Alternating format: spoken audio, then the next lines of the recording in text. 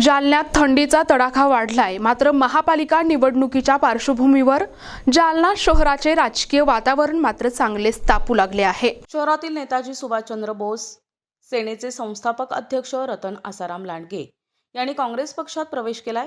काँग्रेसचे जिल्हाध्यक्ष राजाभाऊ देशमुख, राजेंद्र राख, कल्याण दळे, ज्येष्ठ नेते अब्दुल रशीद पहलवान, बदर चाऊस, शहराध्यक्ष अतिक खान यांच्यासह मान्यवरांच्या उपस्थितीत लांडगे यांनी हा प्रवेश केलाय। दरम्यान आपण प्रभाग क्रमांक 16 मधून काँग्रेसच्या तिकिटावर निवडणूक लढविण्यास इच्छुक असल्याचे रतन लांडगे यांनी माध्यमांसोबत अनौपचारिक चर्चा करताना सांगितले। रतन लांडगे यांच्या प्रवेशामुळे प्रभाग 16 सह शहरातील इतर भागांमध्ये राजकीय गणिते बदलणार असल्याची चर्चा आता रंगू लागली आहे। पक्षप्रवेश झाला रतन लांडगे यांचा, काय सांगाल आज पक्षप्रवेश? जालना जिल्हा काँग्रेसमय होतोय। तुम्ही बघितलं असाल, आम्ही प्रभाग वाईज सगळ्या गेल्या 8-10 दिवसापासून कुठल्याही पक्षाच्या प्रभाग वाईज मिटिंग झाल्या नाही, पण आम्ही सातत्यानं प्रत्येक प्रभागात जाऊन जनतेशी संवाद साधतोय। प्रत्येक प्रभागात नवीन नवीन प्रवेश होत आहेत।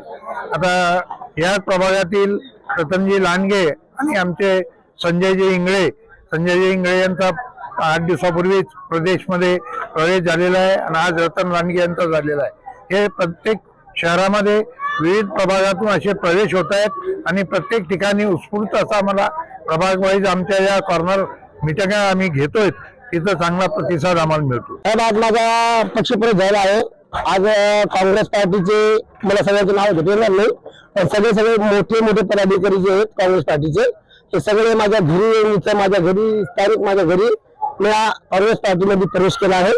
आणि प्रवेश यासाठी केला आहे की काँग्रेस पार्टी सगळ्यांमध्ये उत्तम चांगली आहे की गोरगरीब लोकांचे कामं करते आणि लोकांना मदत करते। तुम्ही सगळी छानबीन केली आहे, तरच मी ह्या पक्षामध्ये प्रवेश केला आहे आणि त्या वार्ड क्रमांक 16 मध्ये मी इच्छुक आहे उमेदवार म्हणून। मी नक्कीच मी निवडून येणार होते, पण माझ्यासोबत जे अजून 3 पॅनल आहे, म्हणजे आम्ही 4 पॅनल आहे, ते 100% आम्ही 4 पॅनल आम्ही इथून जिंकून येणार आहे अशी मी इच्छा प्रकट करतो। तर याच्यावर लक्ष करून सगळी काँग्रेस पार्टीच्या पदाधिकारी कमिटीने मला एकदा संधी द्यावा आणि ह्या क्षेत्रामध्ये मला ह्या 16 वार्ड क्रमांकामध्ये मला काम करायची संधी देऊन तरी मी 100% 1,00,000% मी आपलं पॅनल जिंकून आणि माझ्या पुरतं मी काम करेल नाही, सगळ्यांपुरतं मी काम करेल आणि पॅनल मी जिंकून आणणार आहे। जनतेसमोर कुठले प्रश्न घेऊन जाणार आहेत, कुठल्या पद्धतीने आपली कार्यप्रणाली राहणार आहे? जनतेला साहेब जे बीजेपी पार्टीने जे लोकांना सपोर्ट असलेला आहे क्लिअर कार्डचं, ते खोटं आहे, ते आम्ही सिद्ध करणार आहे। ते खोटे मोसमी त्यांनी आता पण निधी कार्ड दिलेली नाही।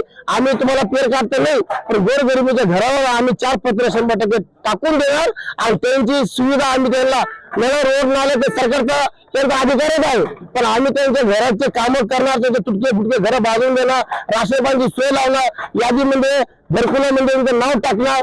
आमच्याकडे जितकी होती मदत आम्ही तितकी त्या गोरगरीब लोकांना आम्ही इथून वार्ड म्हणजे आम्ही आमचा वार्ड सुंदर करणार। प्रतिनिधी नजीम मणियार, NTV न्यूज मराठी, जालना।